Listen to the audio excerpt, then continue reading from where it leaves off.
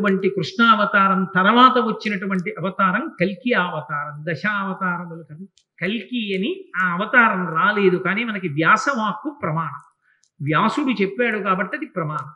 10వ అవతారమైనటువంటి కల్కి అవతారము ఎప్పుడు వస్తుందో వ్యాస భగవానుడే చెప్పాడు.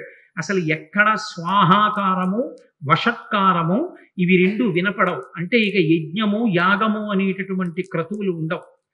గోవులు విశేషంగా వధింపబడి గోమాంసం తినడం లోకంలో ప్రారంభమైపోతుంది. వివాహ వ్యవస్థ నిలబడదు. తల్లిదండ్రుల్ని చూసే బిడ్డలుండరు. భర్తని గౌరవించే భార్య, భార్యని చూసే భర్త లోకంలో ఉండరు. పురుషుల యొక్క ఆయుర్దాయం 18 సంవత్సరములకే పూర్తయిపోతుంది.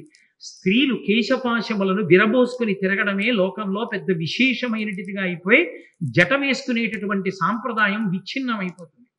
అయిపోయిన తరువాత లోకంలో పురుషులు 18 సంవత్సరాలకే మరణించడం ప్రారంభమైపోయి ఆయుర్దాయాలు క్షీణించిపోయిన తరువాత ఆ సమయంలో శంబళ అనేటటువంటి గ్రామంలో విష్ణుయశుడు అనబడేటటువంటి బ్రాహ్మణుని కడుపున కల్కి అన్న పేరుతో శ్రీ మహావిష్ణువు 10వ అవతారంగా వస్తారు.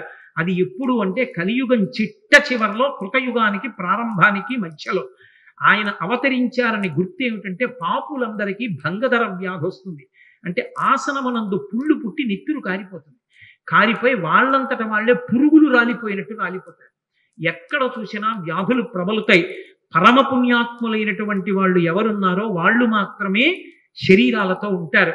ఆయన శ్వేతాశ్వాన్నెక్కి కాషాయ పతాకాన్ని చేతిలో పట్టుకుని అధర్మంతో మిగిలిపోయినటువంటి బలవంతులై రాజ్యాలు ఆక్రమించినటువంటి వాళ్ళు, అధికారానికి తగినటువంటి అర్హతలు లేకపోయినా సింహాసనాల మీద కూర్చుని పరిపాలన చేసే ప్రభువులందరినీ దునుమాడతాడు.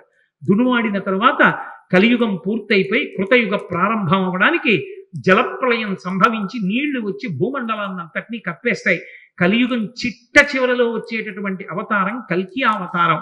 కానీ కల్కి అవతారాన్ని ఒక్కసారి స్మరించినా నమస్కరించినా పాప బుద్ధి పోతుంది. అంత గొప్ప అవతారం కల్కి అవతారం.